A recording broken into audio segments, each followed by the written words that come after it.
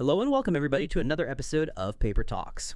Today we're dissecting a truly fascinating new study from Apple titled The Illusion of Thinking, Understanding the Strengths and Limitations of Reasoning Models via the Lens of Problem Complexity.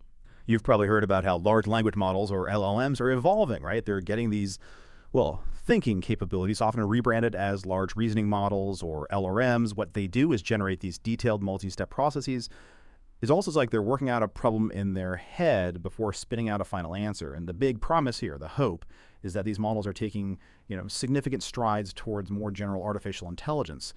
Yeah, and what's really groundbreaking about this particular paper is how it kind of cuts through a lot of that promise and, the hype surrounding it. Because while these models do show improved performance on benchmarks, their fundamental capabilities, how they actually scale, and their real-world limitations, they haven't been well understood. Too often, current evaluations just look at the final answer, right? And they can be skewed by models maybe having seen similar data before during training. Data contamination. This paper, though, uses a completely novel approach to reveal some surprising and I'd say quite humbling truths about them. So what's our mission today, then? What are we setting out to do in this deep dive? We're going to really get into this research, the study that systematically investigates how these thinking models truly behave when they're faced with problems of varying difficulty. It fundamentally challenges our notion of what reasoning even means for AI and offers absolutely critical insights into where these advanced systems actually stand right now. So if you want to understand the true cutting edge of AI beyond the marketing spin, this is definitely for you. Absolutely. And, this paper, it's really opened up a crucial dialogue in the field about how we define and measure intelligence in AI. Its findings are already starting to shape how researchers approach the next generation of these reasoning models. Okay, let's unpack where the problem lies first. We've certainly seen the emergence of some pretty impressive large reasoning models. We're talking about systems like OpenAI's O103, DeepSeek R1, and maybe the newer Claude 3.7 Sonnet thinking. They often leverage mechanisms like chain of thought, where the model breaks down a problem into intermediate steps, sometimes combined with self-reflection, where it sort of critiques its own reasoning. And these have shown promising results on many tasks. But the authors here argue we're still largely in the dark about their actual benefits, or maybe more importantly, their fundamental limitations. Exactly. And this raises a really important question that, frankly, many in the field are grappling with. Are these models truly capable of generalizable reasoning? Or are they just getting better at leveraging increasingly sophisticated forms of pattern matching on enormous amounts of data? And how do they genuinely scale when problems become truly complex? The researchers point out two major issues with how we currently evaluate these systems, particularly on the common mathematical and coding benchmarks. The standard tests we use to see how smart they are, you mean? Precisely. First, there's what they call data contamination. This is a big one.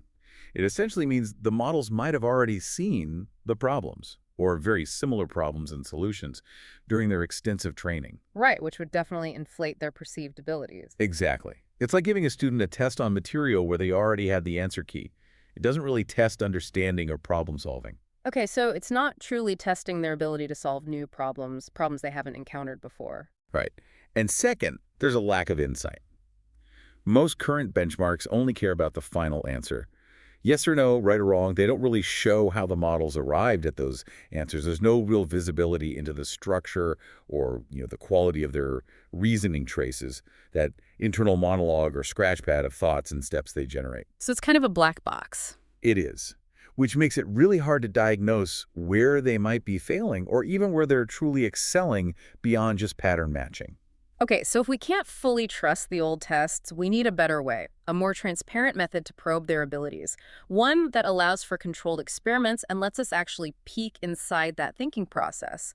That sounds like a pretty significant challenge. It is, and this is where the paper truly innovates. Rather than relying on those standard, potentially contaminated benchmarks, the researchers adopted what they call controllable puzzle environments. Controllable puzzle environments. Okay. Think of them as carefully engineered challenges. They allow for precise manipulation of how complex a problem is, maybe just by changing one number, all while keeping the underlying logical structures consistent. That sounds like a much more scientific approach. What was it about these puzzles that made them such a powerful new tool for testing these models? Well, they address basically all those shortcomings we just talked about. First, they offer fine-grained control over complexity. Meaning they could just tweak things slightly to make it harder or easier? Exactly. Add one more disk to a puzzle, for example, and see how the model copes. Second, they effectively avoid data contamination. It's highly unlikely these specific puzzle instances were part of the massive web scrapes used for training. Right, they're kind of novel. They are. Third, they require explicit algorithmic reasoning.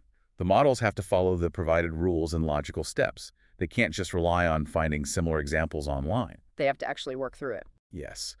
And crucially, they support rigorous simulator-based evaluation. This is key. It means the researchers could verify not just the final answer, but every single intermediate step a model took. They could check if each move was valid according to the puzzle's rules. Wow, okay, so it's like a scientific lab for AI reasoning. You can really see what's going on. What kinds of puzzles did they actually use? They explored 4 distinct puzzle environments. The first one was Tower of Hanoi. You probably know it. The classic puzzle with 3 pegs and end disks. Oh yeah, move the sack one disk at a time. Bigger ones can't go on smaller ones. That's the one. The goal is to move all disks from one peg to another following those rules. And its complexity scales exponentially with n. The minimum moves is 2 to the power of n minus 1, so adding just one more disk drastically multiplies the difficulty. It gets incredibly challenging very, very quickly. Okay, exponential scaling. What else did they throw at these models? They also use checker jumping. This is a one-dimensional puzzle. Red and blue checkers and an empty space.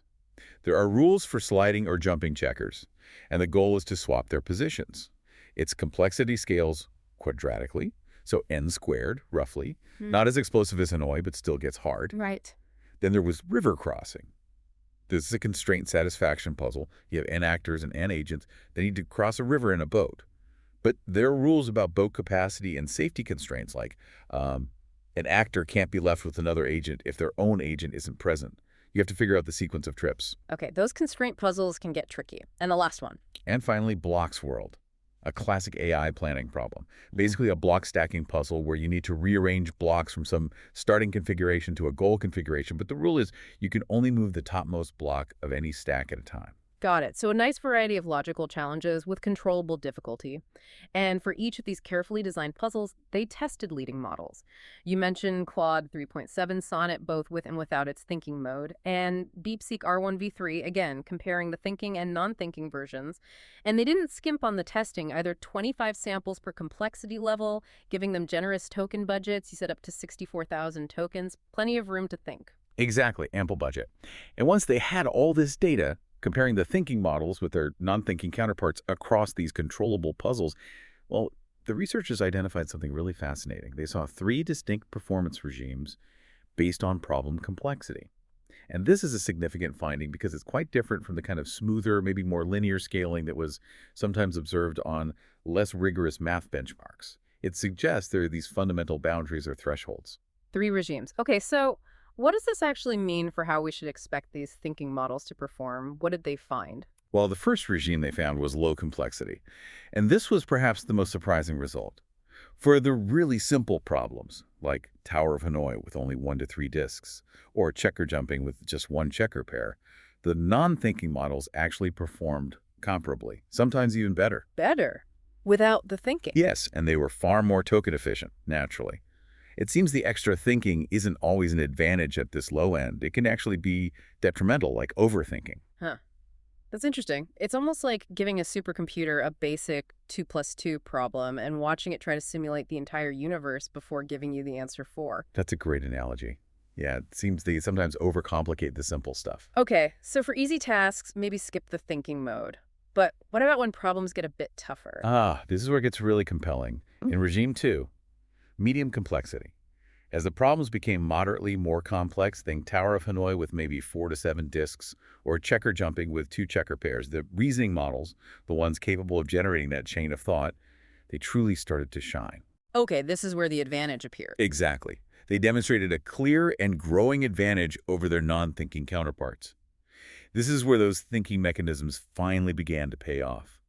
The performance gap between the thinking and non-thinking pairs significantly increased. It tells us there's a kind of sweet spot where their complex process really delivers value. Right, so there's a zone where the thinking helps, but then you mentioned 3 regimes. What happens next? And then we hit regime 3, high complexity. This is what the paper refers to as the collapse. And it's pretty sobering, honestly. Beyond a certain threshold, for example, Tower of Hanoi with 8 or more disks, or checker jumping with 3 or more checker pairs, both thinking and non-thinking models experienced a complete performance collapse. Both of them. Even the thinking ones. Both. Accuracy just plummeted, often straight to zero. While the thinking models might delay this collapse ever so slightly compared to the non-thinkers, they ultimately hit the same fundamental hard limits. It's like they just run out of intellectual runway, regardless of the thinking process. Wow, so the thinking helps for a while, but then brick wall. Pretty much. And critically, near this collapse point, the LRMs exhibited a truly counterintuitive scaling limit, something really odd. Their reasoning effort, which the researchers measured by the number of thinking tokens they generated, that internal scratchpad, that effort initially increased with problem complexity, which makes sense. More thinking for harder problems, Yeah. sure. But then, as it got really hard, near the collapse point, the effort declined. The amount of thinking they did went down, even though they still had plenty of token budget available. They generated fewer thinking steps for the hardest problems. That doesn't make sense. It doesn't, intuitively. It suggests a fundamental scaling limitation in their ability to engage in sustained, deep reasoning as problems became truly difficult. It's almost like they just give up trying to think it through, for lack of a better term, even with resources left. That's fascinating. This whole picture suggests that it's not just about the final answer, right? It's crucial to understand the journey, the thoughts these models are having or generating. The paper actually looked inside these thinking traces, didn't they? What did that reveal about how these models explore solutions? Yes, they did. And the analysis of those intermediate reasoning traces revealed some fascinating complexity-dependent patterns that line up with the regimes. For the easier tasks, consistent with that overthinking observation we talked about, LRMs often found the correct solution very early in their thinking process. But then, bizarrely, they kept going. They continued to explore and sometimes generate incorrect solutions after finding the right one. So they find the answer, but then they keep spinning their wheels and sometimes even talk themselves out of it or into a wrong path. That's incredibly inefficient. Exactly. It leads to wasted computation and, inefficient reasoning. Now, as problems became moderately complex in Regime 2, the pattern shifted. Here, models initially explored many incorrect solutions first. They struggled a bit, and only later in their thought process did they arrive at the correct ones.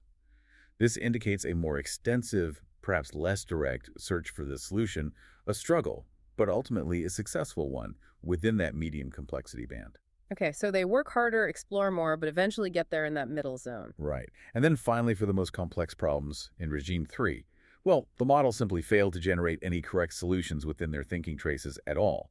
They just never found the path, no matter how much thinking they did. They just couldn't navigate the complexity. This raises a really important question for me. If these models are supposed to be reasoning, how well can they actually follow explicit instructions or perform exact computations?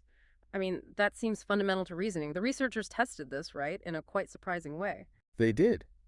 And this is one of the most striking parts of the paper, I think. They literally provided the models with the explicit step-by-step algorithm for solving the Tower of Hanoi puzzle. Wait, they gave them the exact instructions, like move disk A from peg 1 to peg 3, etc.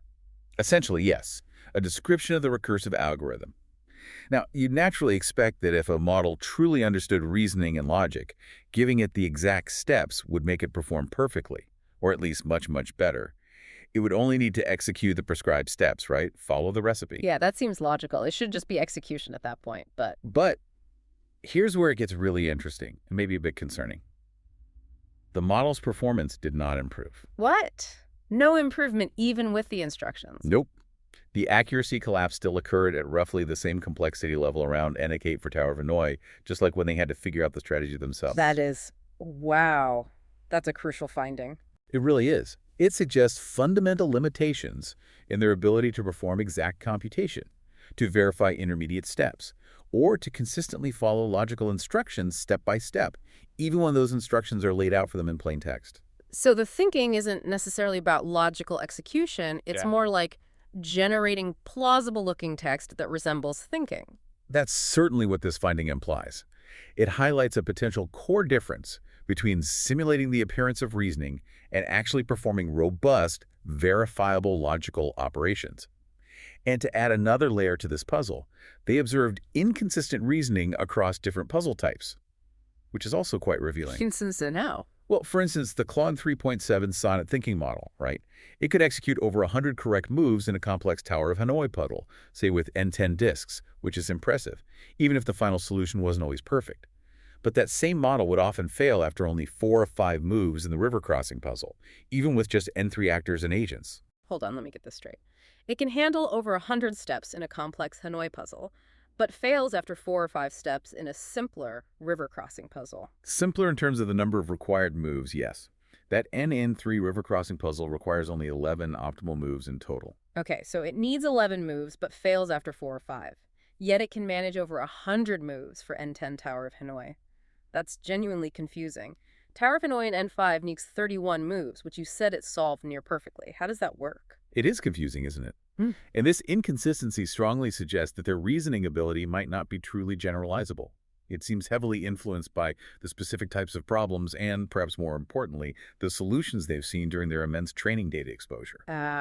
So if there were tons of Tower of Hanoi examples online, even complex ones, but fewer examples of river crossing puzzles, especially with slightly higher end values. Exactly. If examples of river crossing with higher complexity were scarce on the web or in its training corpus, the model might struggle to generalize its problem-solving abilities to that new, yet logically simpler in some ways, scenario. It suggests it's not a universal reasoning engine, but maybe more like one finely tuned, almost brittly, Yep. to its training data distribution. Okay, that makes a certain kind of sense. It's pattern matching, just very sophisticated pattern matching. That seems to be a strong implication. So this deep dive into the illusion of thinking, Yeah. it really paints a nuanced, yet I think quite critical picture of these large reasoning models. While they certainly represent significant advancements, especially in that medium complexity task range, they face fundamental and often quite counterintuitive limitations in generalizable reasoning. They show that inefficient overthinking on simpler problems, and then a complete collapse on complex ones, even weirdly reducing their thinking effort just when problems get hardest. And perhaps the most provocative finding from this paper, the one that really sticks with you, is their struggle with exact computation, even when explicitly given an algorithm, and that inconsistent reasoning across different types of puzzles. This research really challenges us, I think, to redefine what we truly mean by reasoning in AI. It strongly suggests that simply adding more thinking tokens or layers of self-reflection doesn't automatically lead to true, robust, generalizable intelligence in the way we might intuitively understand it or opt for it. Yeah, it forces a more sober assessment. This paper really forces us to temper some of the grander claims about AI's current capabilities, doesn't it? I believe so. Yeah. And stepping back for just a moment, this work paves a really crucial path for future investigations. It highlights the need to figure out how we can design AI systems that genuinely reason, systems that can learn and adapt in truly novel situations, rather than just expertly simulating thought processes based on patterns they've already observed. It's a call to push beyond the illusion, maybe, towards developing true cognitive architectures. That's a good way to put it. Moving beyond mimicry. So wrapping up, what does this all mean for you, the listener? As AI continues its incredibly rapid evolution, understanding these fundamental limitations is arguably just as important as celebrating the breakthroughs. Considering that even when they're handed the instructions, these LRMs can struggle with exact execution. Well, how much should we truly trust their reasoning when it comes to complex, really novel problems in the real world, problems that maybe weren't well represented in their training data? What stands out to you about this potential illusion of thinking in today's AI? Something to mull over.